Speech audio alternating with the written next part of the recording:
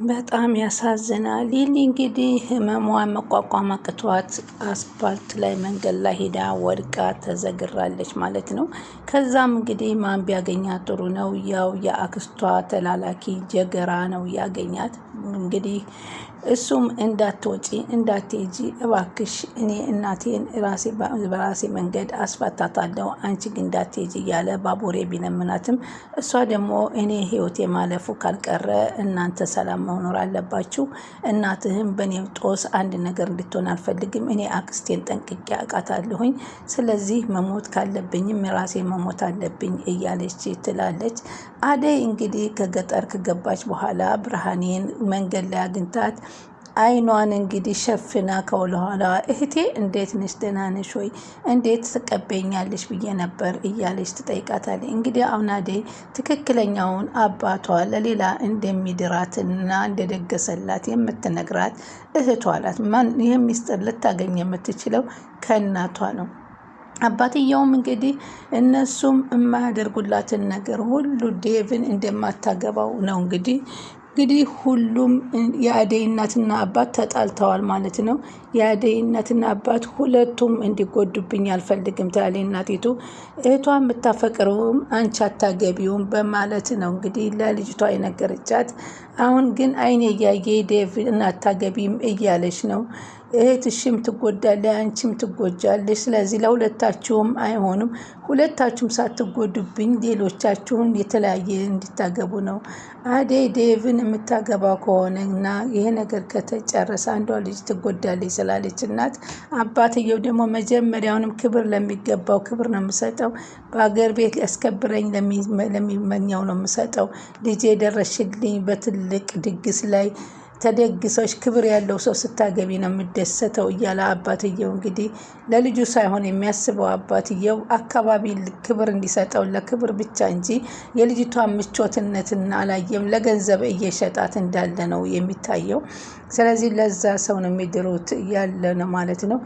አሁን እንግዲህ ወደ ሊሊ ስንመለስ ደግሞ ሊሊዬ ደግሞ ተይ እያለ ቢለምናትም እምቢ ብላ መንገድ ገብታ እባክህ ለትንሽ ጊዜ ስጠኝ እያለች ህመሟን ስትለምነው ነበር። ግን ጊዜ የማይሰጠው ህመም እንግዲህ አዙሮ አስፓልት ላይ በመጣሉ ራሷን ሳታውቅ ስታለች ማለት ነው። በዚህን ሰዓት ግን የማታውቀው ሰው እንግዲህ አቶ ጀገራው ነው የደረሰባት። አቶ ጀገራው ደግሞ አንስቷ ይዞ ሄዷታል።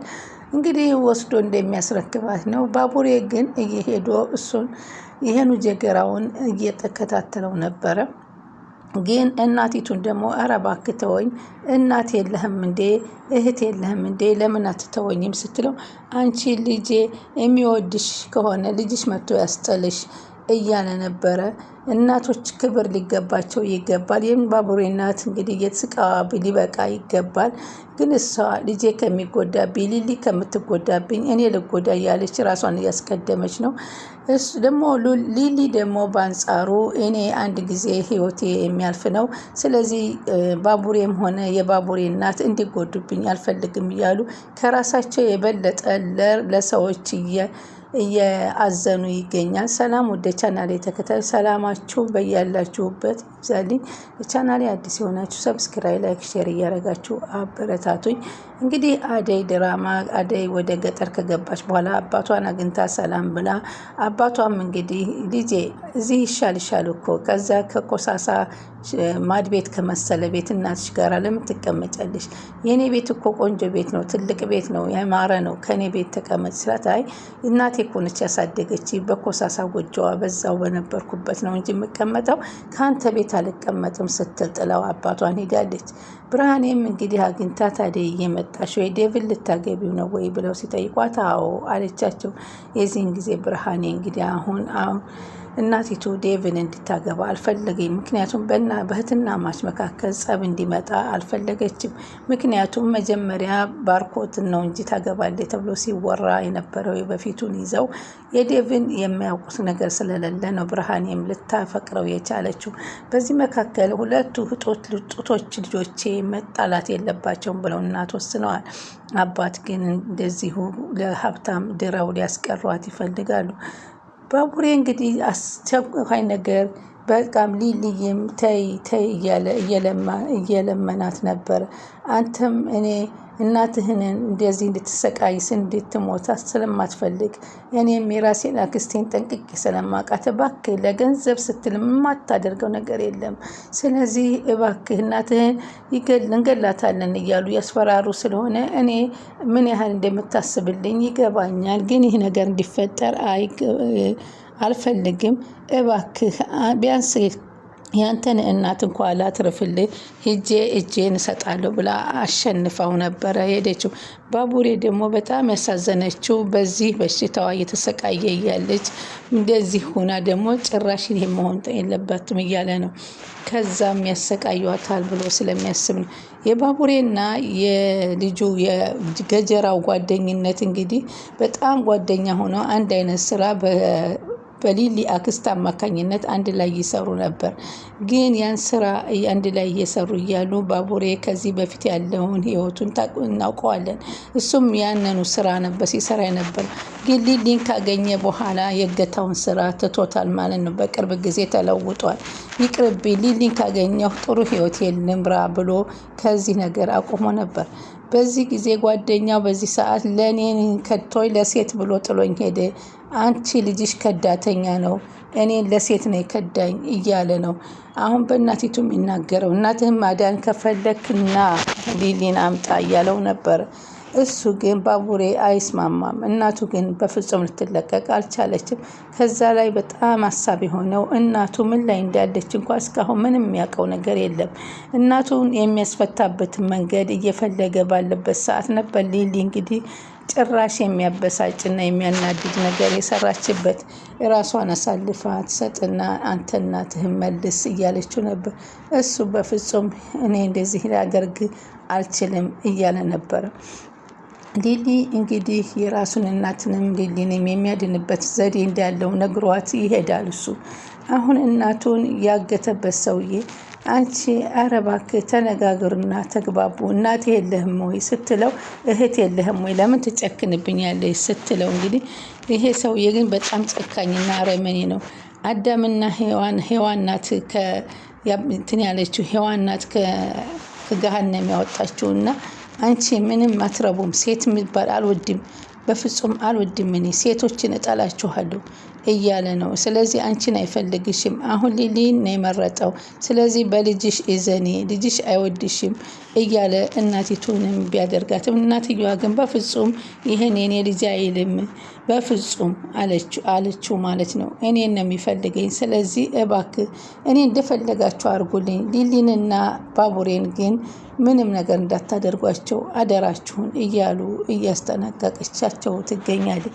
እሱ ግን በጣም ጨካኝና በጣም ተገቢ ነገር ያልሆነ ቃላት ነበረ የሚናገራቸው። እሳቸው ግን ምንም ፍቅር ደግሞ እንግዲህ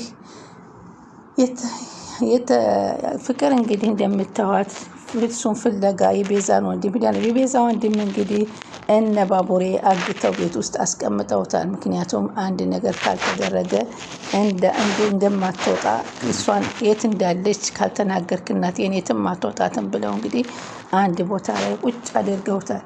ምክንያቱም ሂድ ጠብቅ ተብሎ ሊከፍት ሲሄድ እሱ ነው የሚያውቀው።